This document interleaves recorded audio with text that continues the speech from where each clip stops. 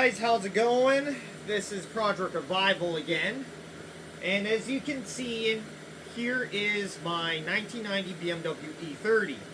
Now, you guys are probably wondering what happened to episode 3. Well, there was a lot of complications around that time of my life, so I wasn't able to get a lot of footage to complete this series, and I'll give you guys an update.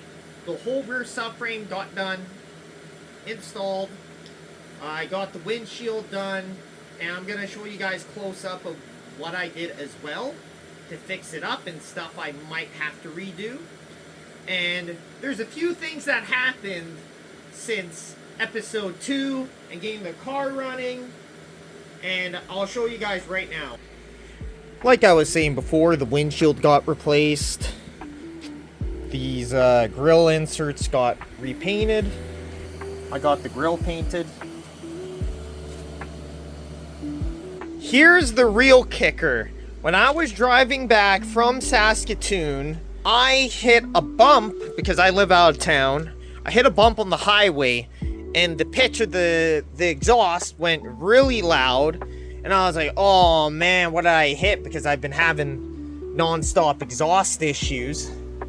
And I didn't touch it for a while.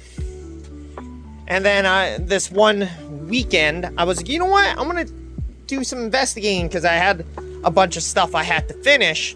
If you look very closely, the engine mount snapped off of the mount. And I don't know how that happened. So the whole engine is crooked. Then I got to jack up the motor because I need to change out that engine mount. And that looks very bad. And I'm changing out the whole exhaust because I got another down pipe to mid pipe, and I've been having nothing but issues with this aftermarket one, and it burnt a part of my, like, this panel here. So I have to get this fixed somehow, or I might leave it. So I'm gonna get rid of that. And I don't want this car to be sitting around again because that would suck, and I want to drive the car again. But anyways, I'm gonna get to the video and start taking stuff apart. I got the car jacked up. I just jacked up the motor. I got the exhaust manifold flange loose, and I take that off. They're 15 mils if you do them. And right now, I'm about to take off all of these. And hopefully I do not see anything crazy. And now, because we're really close, look how broken that is. So if I remove this, the engine mount's going to be way easier just to control and move this engine around.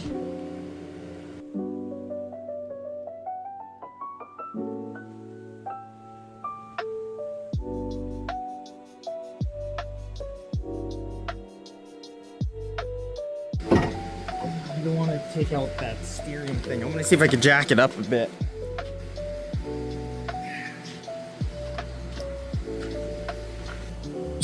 Ooh. There we go.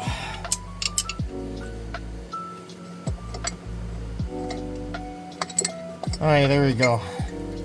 You gotta take out the engine mount to do it.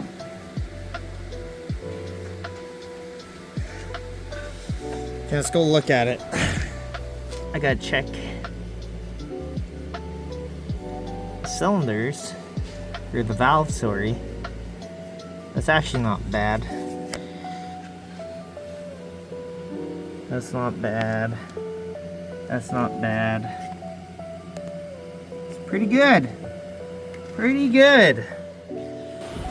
Here is my manifold. So if you guys have a right-hand drive, I know this looks pretty gaudy, but my buddy hooked me up so I could drive this car. And like I said before, these exhaust manifolds are very hard to find right-hand drive. So all these bends had to be customed in order to make the right-hand drive M42 work. But it should work. It's the same, it's from the same car. Same mounting points. And do remember, I got this from a E36, so it could be different. And instead of the hockey puck, we got an OEM mount for now. I'll probably get a new one. I'm just trying to get this thing going, so. And yeah, I'm gonna go see if my buddy has that at his house. So I'll be right back. And we're back working on this car the next day. And the parts came in. Now here's the shitty thing. I had to reuse that custom engine mount that my buddy made me. And I could not use the OEM one because apparently it is way too tall compared to like what this mount is. I don't know why. It could be because it's from Japan. The other side of the mount over there, that is way different. So I'm like, well, that could be it. And the thing is, I've been having non-stop issues with this car because it came from Japan.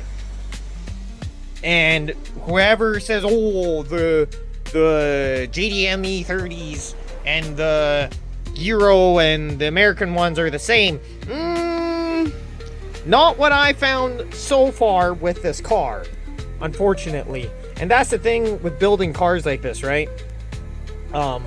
Sometimes you don't get the luck of the draw to get a car that's very simple or the simplest model.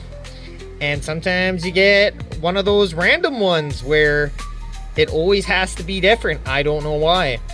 And basically, I got the exhaust manifold to go in. We're gonna put the gaskets on now. I cleaned it up. And I'm still boggling my head over the fact that this was on the exhaust manifold side like this. I don't know why it was. But to me, theoretically, this would have not got sucked in the exhaust. So I don't know why it was there.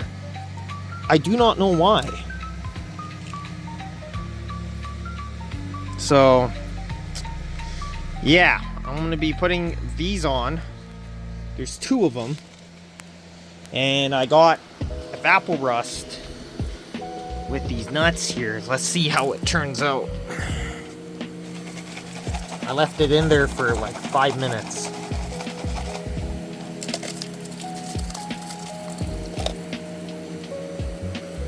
It's looking good. Just shake it up a bit and it gets rid of a majority of the stuff. So I'm going to shake it a bit more and we should be good to put it back on.